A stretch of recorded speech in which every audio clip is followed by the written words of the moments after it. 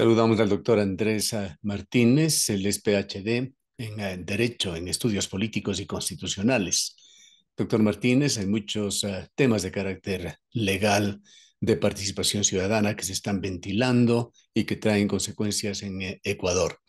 Quisiéramos iniciar con un tema que acaba de ser acordado en una de las mesas de diálogo, en la Mesa de Recursos Naturales, en la cual se ha puesto de acuerdo el gobierno con los dirigentes indígenas en una moratoria que afectaría a 15 campos petroleros o potenciales campos petroleros en el suroriente ecuatoriano. Quisiéramos conocer en qué estado de situación se encuentra esto. ¿A quién le toca realizar este reglamento? ¿Es a la Asamblea o al Ejecutivo? ¿Y dentro de qué umbral? Un gusto saludarlo, estimado Gustavo, y un saludo a la distinguida audiencia y a quienes nos siguen por este prestigioso medio. Bueno, yo creo que obviamente comienzan a darse algunos resultados de, obviamente, las mesas de diálogo y sobre todo de aquellas demandas que el sector indígena anhelaba. Y una de ellas es precisamente el tema relacionado con las consultas. Es necesario y creo que hay que puntualizar porque a veces escuchamos genéricamente consultas y pensamos que es lo mismo. Y vale la pena señalar que dentro de nuestra Constitución podemos distinguir por lo menos cuatro tipos de consultas para poderme referir precisamente a la previa libre e informada. La primera es la consulta popular, un mecanismo de democracia directa. La segunda es la consulta previa libre e informada, la consulta prelegislativa, las cuales son directamente para pueblos y nacionalidades indígenas. Y la tercera es una consulta ambiental. Refiriéndonos precisamente a la segunda, se refiere a una consulta previa, libre e informada, que obviamente el Ecuador forma parte del convenio 169 del OIT y lo constitucionalizó ya desde la Constitución de 1998 y ahora en la de 2008, por supuesto, dentro de los derechos colectivos, es decir, para pueblos y nacionalidades indígenas. ¿Qué viene? Aquí siempre ha habido una especie de confusión, sobre todo por parte de los ejecutivos de turno, respecto de a quién corresponde normar y reglar la consulta previa, libre e informada. ¿Por qué? Porque en algunas ocasiones, previamente, se ha intentado hacer esto a través de reglamento. De manera particular, veamos qué dice el Código Orgánico del Ambiente. El Código Orgánico del Ambiente no se refiere. Código orgánico, estamos hablando de una ley orgánica. ¿Qué pasó? Se lo hizo a través de un reglamento, del reglamento al Código Orgánico del Ambiente. Lo hizo Lenin Moreno. Y la Corte Constitucional, en la sentencia denominado como caso Manglares, donde había las demandas de inconstitucionalidad, tanto algunos artículos del Código Orgánico del Ambiente y su reglamento respectivamente, declaró esa disposición inconstitucional. ¿Por qué? Porque esto tiene que estar regulado a través de una ley orgánica. Y me van a preguntar por qué se tiene que regular a través de una ley orgánica y por qué no se lo hace a través de un mero reglamento. Porque al ser un derecho, ¿sí? Dentro de las clasificaciones de las leyes orgánicas y las leyes ordinarias, al ser un derecho colectivo, este derecho tiene que ser desarrollado a partir de una ley. Contestando al final su pregunta, sería que el Ejecutivo envíe el proyecto de ley a la Asamblea y la Asamblea sería quien deba conocer y, por supuesto, aprobar, teniendo presente que dentro de la Asamblea existen casi entre dos y tres proyectos también en el mismo sentido. Pero claro, esto terminaría operando y se entendería por obvias razones que contaría con el apoyo tanto del partido de gobierno y, por supuesto, de Pachacutic, se supone. Es decir, que primero está la elaboración de una ley. Hay que tener presente dos situaciones. Lo uno es cómo hacer el proceso de consulta, que debería ser a través de ley, y lo otro es una decisión únicamente del Ejecutivo de establecer una moratoria.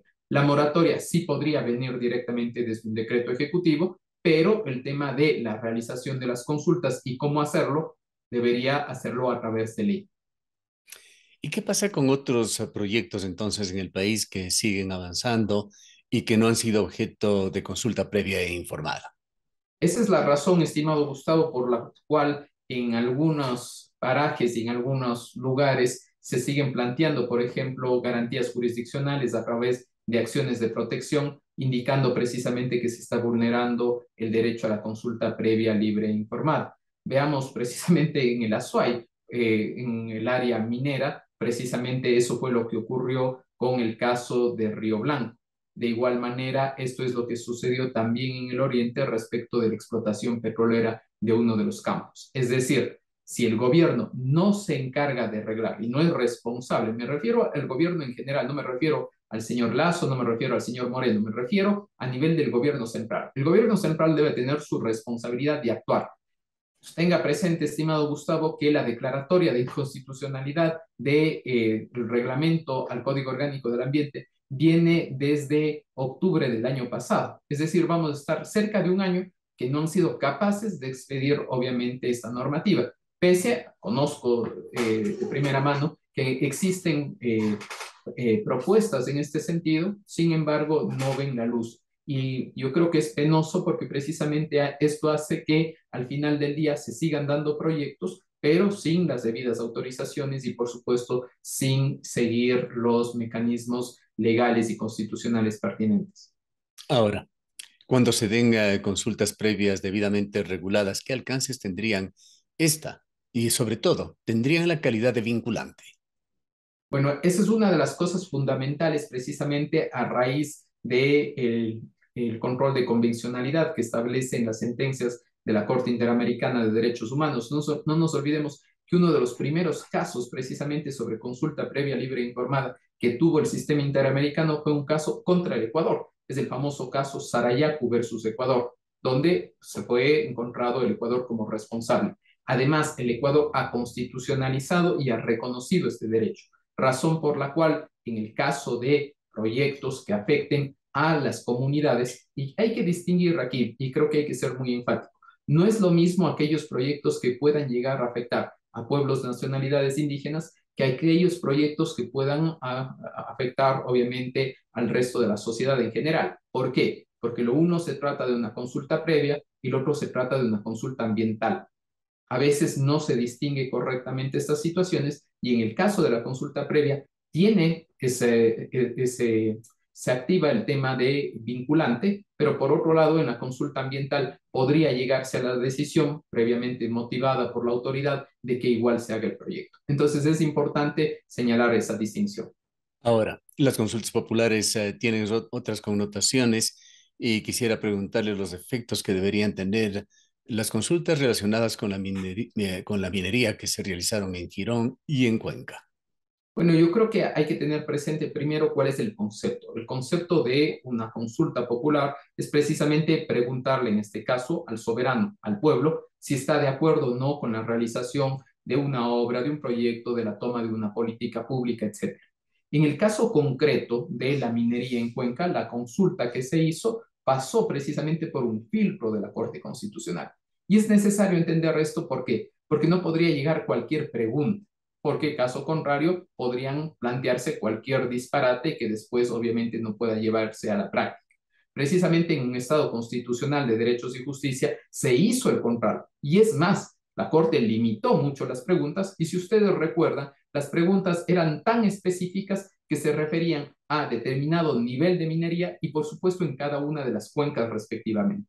Ahora, también hay que leer la sentencia y obviamente del dictamen constitucional y saber precisamente que esa fuerza es a partir precisamente de la toma de decisión. A partir de la toma de decisión del soberano, es decir, de los ciudadanos cuencanos, no se pueden realizar dichas actividades. Ahí hay una discusión jurídica, yo no la veo, pero la discusión que se plantea jurídicamente es que qué sucede respecto de los derechos, en este caso de las concesiones y autorizaciones que fueron realizadas antes de la consulta. Las personas que defienden esta posición señalan que obviamente no estarían amparados respecto de lo que establece la consulta, pero si leemos a profundidad la consulta dice que, si bien es cierto, no les van a afectar esos derechos, pero igual no se puede hacer la actividad. Aquí más bien entraría una pregunta, y es una pregunta retórica, respecto de, si bien es cierto, a esas personas que les autorizaron para poder hacer esa actividad y ellos, luego del pronunciamiento del soberano, no lo pueden hacer, la pregunta es quién les indemniza. Pero obviamente eso ya no le corresponde al soberano cuencano, sino obviamente a las autoridades que se encargaron de dar esa autorización. Un punto frecuentemente esgrimido por el gobierno es aquel de que no afectaría a los proyectos que ya se encuentran en marcha, pero allí se choca con el argumento de que estos proyectos deberían paralizarse o haber llegado hasta el punto en el que estaban cuando se aprobó la consulta. ¿Qué criterio tiene usted sobre esta parte? Es efectivamente lo que estaba conversando. La idea es que obviamente si estaban ya funcionando, si estaban ya en etapa de explotación, en teoría no afectaría. Pero de lo que yo entiendo, ninguno estaba obviamente en esa etapa de explotación, estaban recién algunos en prospección y exploración respectivamente, así que se intentan saltar. Tampoco tenían, por ejemplo, autorizaciones ambientales. Entonces, es importante saber hacer una línea de tiempo, no creo que sea tan complejo y para eso creo que es muy importante ser transparentes y tener obviamente una rendición de cuentas, mostrar los datos y ver precisamente si existían o no esas autorizaciones. Si no existían, es tan simple como lo que estamos conversando, no se podrían hacer. No sé qué tan de cerca ha seguido usted el tema, el tratamiento que viene haciendo el gobierno del proyecto Loma Larga. Allí portavoces gubernamentales del más alto nivel continúan hablando en foros, promoviendo Loma Larga, anunciando ya el inminente inicio de la explotación. Aparentemente consideran que el tema de la consulta popular de Cuenca no afecta a ese proyecto. Bueno, yo creo que no solamente es eso, yo creo que hay que darse cuenta en algunos momentos que existe esa desconexión, ¿no? Eso ya creo que rebasa lo jurídico y más bien entra en planos políticos donde una retórica intenta convencer que no pasa nada. Y al contrario, obviamente, tanto el municipio, por supuesto, las ONGs, la sociedad civil en general, debería activarse más respecto de precisamente mostrar que no solamente es una opinión, que no solamente hay un rechazo, sino que hay una decisión y esta decisión fue, insisto, primero planteada por el Cabildo, en segundo lugar, obviamente cuenta con un dictamen constitucional y tercero, cuenta con una votación. Entonces, yo creo que hay un proceso por detrás, no es simplemente, y perdón, abro comillas, no se trata simplemente de un berrinche de que quiero que se haga o no. Este es un proceso serio, es un proceso que debe ser tratado obviamente bajo esos parámetros y bajo ese respeto. Yo creo que dentro de la apuesta que viene de la carrera política de los candidatos a alcaldes y por supuesto a concejales, yo creo que los cuencanos se deberían fiscalizar y decir, no vamos a aceptar una sola propuesta, ningún solo plan de gobierno que no tenga una referencia seria, específica respecto a agua y ambiente.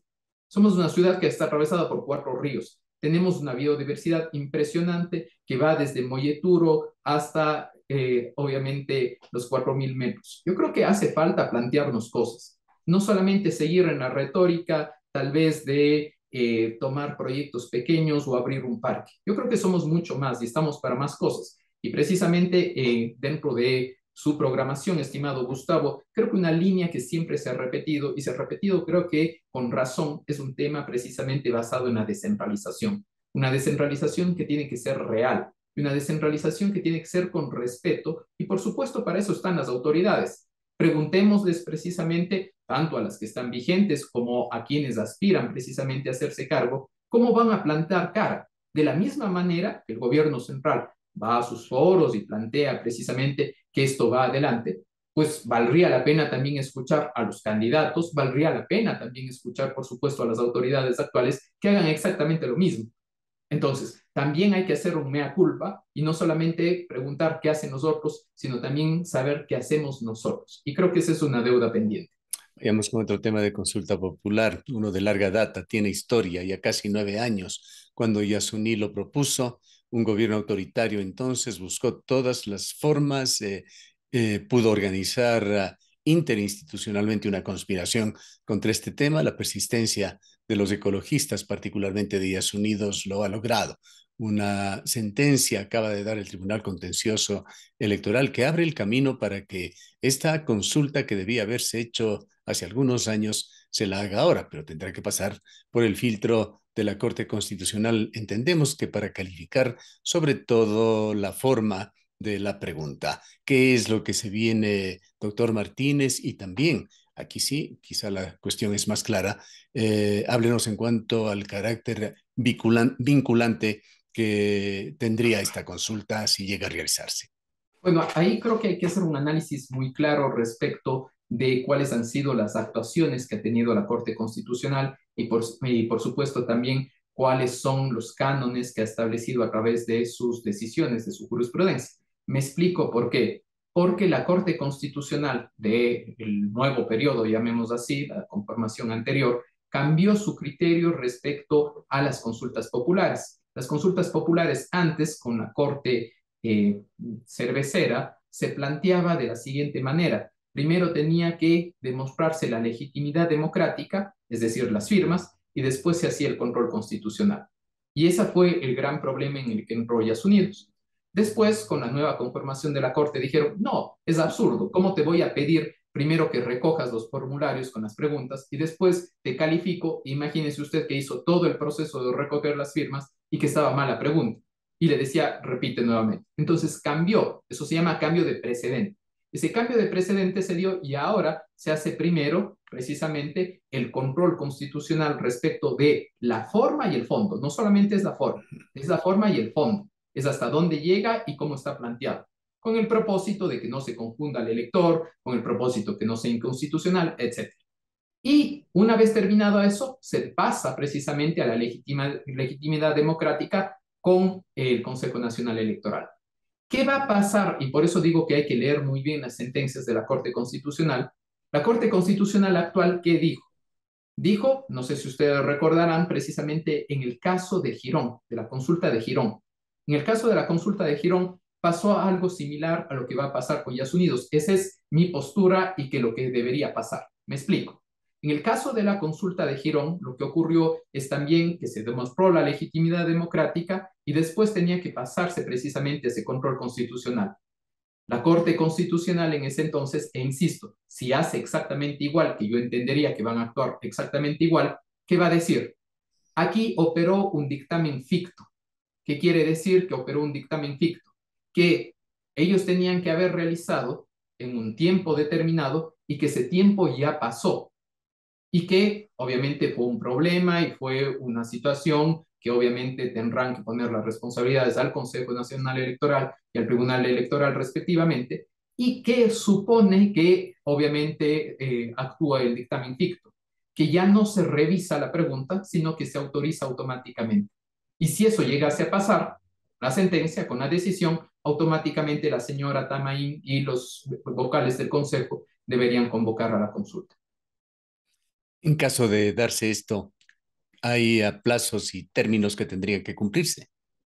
Bueno, lo primero que se debería hacer en el caso de la Corte Constitucional, no olvidemos que ellos tienen un propio reglamento interno con el propósito de conocer precisamente tanto el tema de consultas populares y obviamente otro tipo de decisiones. En el caso de consultas populares, para el tema de los dictámenes, sí tienen un plazo. Ergo, yo creo que más o menos lo que va a suceder, si todo se da más o menos como está planificado, que precisamente el tema de la consulta del Yasuni entraría como pregunta dentro de las elecciones seccionales.